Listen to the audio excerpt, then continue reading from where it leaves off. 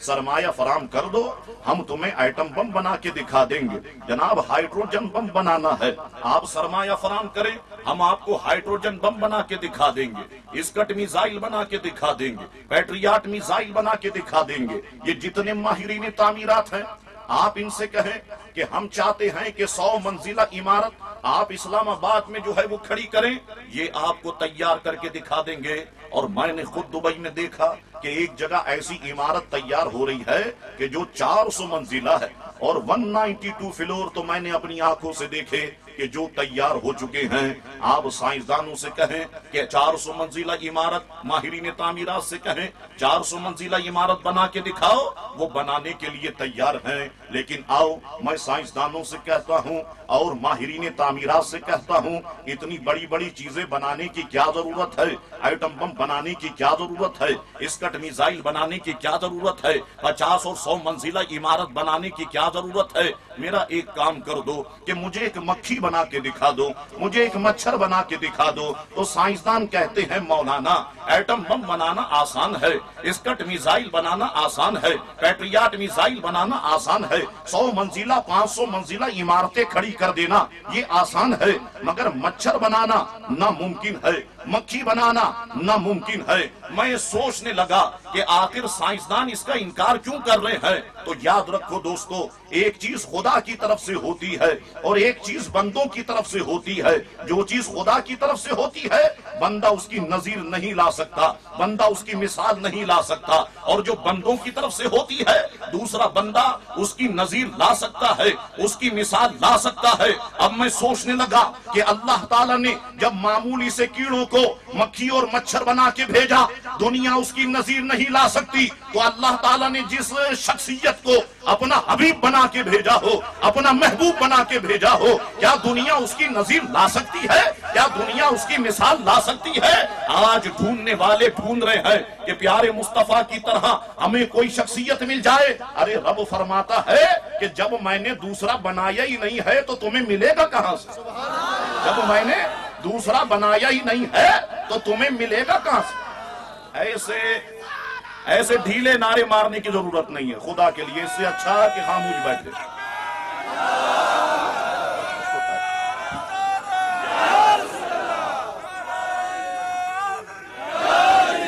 ایسے نعرے ڈھیلے مارنے کی ضرورت نہیں، دونوں ہاتھوں کو اٹھائیں، نعرہ رسالت، نعرہ رسالت، نعرہ رسالت۔ مولا کریم سنیوں کے ان اٹھتے ہوئے ہاتھوں کو اپنی بارگاہ میں قبول فرما دے۔ میں ان سے کہوں گا برائے مہربانی ذرا اس کو درست کر دے، بآواز بلند درود پاک کا نذرانہ پیش کریں صلی اللہ علیہ نبی۔ یہ نعت خوانوں سے تو ٹھیک چلتا ہے، ہم لوگوں سے ٹھیک نہیں چلتا، برائے مہربانی اس کو درست کر دے، بآواز بلند درود پاک کا نذرانہ پیش کریں صلی اللہ علی النبی الامی والہ وصحبہ صلی اللہ تعالی علیہ وسلم۔ صلاۃ و سلام علیک یا سیدی یا رسول اللہ صلی اللہ تعالی علیہ وسلم۔ اللہ اکبر۔ آپ غور فرمائیں کہ اللہ تبارک و تعالی کی بے شمار نعمتوں میں سے بعض نعمتیں تو ایسی ہیں کہ جس کے بغیر زندگی گزارنا بہت مشکل ہے، اور بعض نعمتیں ایسی ہیں کہ جس کے بغیر زندگی گزارنا ناممکن ہے۔ مثال کے طور پر میں آپ سے کہوں، دیکھیے ہم جتنے لوگ بیٹھے ہیں ہم سب 2 ہاتھ سے کام کرنے والے ہیں، 2 آنکھوں سے دیکھنے والے ہیں، 2 پاؤں سے چلنے والے ہیں۔ اب مجھے بتائیے کوئی ایسا انسان کہ جو 2 ہاتھ سے کام کرتا ہو، اللہ نہ کرے اللہ نہ کرے اگر اس کا ایک ہاتھ کام کرنا چھوڑ دے، اب بتائیے زندگی گزارنا کتنا مشکل ہو جائے گا۔ جو 2 آنکھوں سے دیکھتا ہو اگر اس کی ایک آنکھ کام کرنا چھوڑ دے، مجھے بتائیے زندگی گزارنا کتنا مشکل ہو جائے گا۔ جو 2 پیروں سے چلتا ہو اگر اس کا ایک پیر کام کرنا چھوڑ دے، اب بتائیے زندگی گزارنا کتنا مشکل ہو جائے گا۔ تو بعض نعمتیں تو ایسی ہیں کہ جن کے بغیر زندگی گزارنا مشکل ہے، اور بعض نعمتیں ایسی ہیں کہ جن کے بغیر زندگی گزارنا ناممکن ہے۔ کہتے ہیں کہ زندہ رہنے کے لیے دل کا دھڑکنا ضروری ہے۔ مجھے بتائیے اگر دل دھڑکنا بند کر دے، اب کیا انسان کی زندگی کا تصور کیا جا سکتا ہے؟ زندہ رہنے کے لیے کہتے ہیں کہ سانس کا چلنا یہ بہت ضروری ہے۔ اب اگر کسی بندے کی سانس اکھڑ جائے تو مجھے بتائیے کیا زندگی کا تصور کیا جا سکتا ہے؟ کبھی بھی نہیں کیا جا سکتا۔ اللہ تبارک و تعالی نے اتنی نعمتیں عطا فرمائیں، اللہ اکبر۔ ان نعمتوں کا ذکر قرآن میں کیا، मगर कमाल ये है कि इन नेमतों पर एहसान नहीं जताया कि मेरे बंदो एहसान मानो मैंने तुम्हें चांद अता किया, नहीं फरमाया।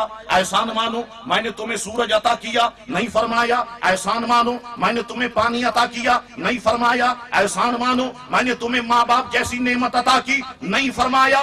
मैं मुकाम रसूल पे कुर्बान हो जाऊं, रिफत रसूल पे कुर्बान हो जाऊं, अजमत रसूल पे कुर्बान हो जाऊं कि जब प्यारे मुस्तफा को इस दुनिया में भेजा तो अब फरमाया कि लक़द मन्नल्लाहु अलल मुमिनीना इज़ बअस फ़ीहिम रसूला। अरे मुसलमानों, ये मेरा एहसान है कि मैंने अपना लाडला और प्यारा महबूब तुम्हें अता फरमा दिया। तो मानना पड़ेगा कि हुजूर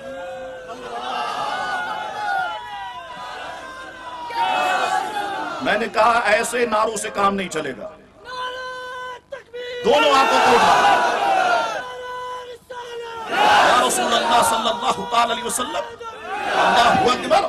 तो मानना पड़ेगा कि प्यारे मुस्तफा करीम अलैहिस्सलातु वस्सलाम ये सूरज से बड़ी नेमत है, हुजूर करीम अलैहिस्सलाम चांद से बड़ी नेमत है, हुजूर करीम अलैहिस्सलाम पानी से बड़ी नेमत है।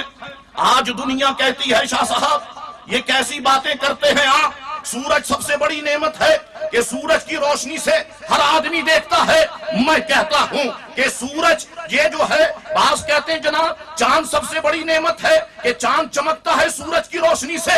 मैंने कहा सुनो, चांद चमकता है सूरज की रोशनी से और सूरज चमकता है तो आमना के लाल प्यारे मुस्तफा की रोशनी से। अरे याद रखना कि हुजूर करीम अलैहिस्सलातु वस्सलाम ये अल्लाह तबारक व तआला की सबसे बड़ी नेमत है। जब हुजूर को भेजा तो फरमाया ये मेरा एहसान है कि मैंने अपना लाडला और प्यारा महबूब तुम्हें अता फरमा दिया है। अब आइए जनाब, कोई जलसे के बाद आपसे कहे रात मौलाना आपने कराची से बुलाए, उन्होंने कहा कि हुजूर अल्लाह ताला की सबसे बड़ी नेमत है, तो अब इसकी वजह क्या है, वजूहात क्या क्या है, हुजूर कैसे अल्लाह तबारक व तआला की सबसे बड़ी नेमत है, कोई एक वजह तो बयान करो। अब मुझे बताइए आप क्या वजह बयान करेंगे कि हुजूर अल्लाह की सबसे बड़ी नेमत है, क्या वजह आप बयान करेंगे, इसकी दलील आप क्या बयान करेंगे।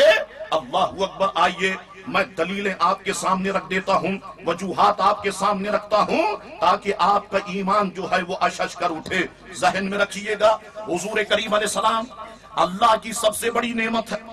इसकी पहली वजह ये है कि दुनियाए मोहब्बत का कायदा ये है, दुनियाए मोहब्बत का दस्तूर ये है, दुनियाए मोहब्बत का उसूल ये है कि हर चीज किसी को दी जा सकती है मगर महबूब किसी को भी नहीं दिया जा सकता। जहन में रखना, दुनियाए मोहब्बत का उसूल बता रहा हूं, दुनियाए कंजूसियत का उसूल नहीं बता रहा। दुनियाए मोहब्बत में हर चीज किसी को दी जा सकती है और दुनियाए कंजूसियत में क्या होता है, कहते हैं कि एक दोस्त अपने दोस्त के साथ काफी अरसे रहा और जब बाहर जाने लगा एयरपोर्ट पर अपने दोस्त से कहने लगा यार अपनी ये घड़ी उतार के मुझे दे दो ताकि जब इंग्लैंड में तुम्हारी घड़ी कलाई पे बनी हुई देखूंगा तो तुम्हारी याद आएगी। अब दोस्त कंजूस था, कहने लगा इससे आसान तरीका है ताकि मेरी याद बहुत ज्यादा आए, खाली कलाई को देख लेना कि फलाने दोस्त से घड़ी मांगी थी और उसने मुझे घड़ी नहीं दी। तो दुनिया कंजूसियत की बात नहीं कर रहा, अरे मैं तो दुनिया मोहब्बत की बात कर रहा हूँ। याद रखना, दुनिया मोहब्बत का उसूल ये है कि हर चीज दी जा सकती है मगर महबूब किसी को भी नहीं दिया जा सकता। अच्छा, फिर जिस वक्त महबूब का जिक्र चलता है हमारी नेगेटिव थिंकिंग है, दिमाग दूसरी तरफ चले जाता है, वो काले बालों वाली की तरफ दिमाग चले जाता है। लेकिन याद रखना, महबूब आपकी वालदा भी हो सकती है, महबूब आपके वालिद भी हो सकते हैं, महबूब आपके उलमा भी हो सकते हैं, महबूब आपकी औलाद भी हो सकती है। मिसाल के तौर पर किसी के घर में अगर 4-5 बच्चे हो, अब वालिद साहब काम काज से फारिग होकर जब घर पहुंचते हो, छोटा बच्चा अब्बा अब्बा कह के वालिद के सीने से लग जाता हो। अब पड़ोस में एक ऐसा मकान हो कि जिनकी शादी हुए 10 साल हो गए हो, 20 साल हो गए हो और उनके घर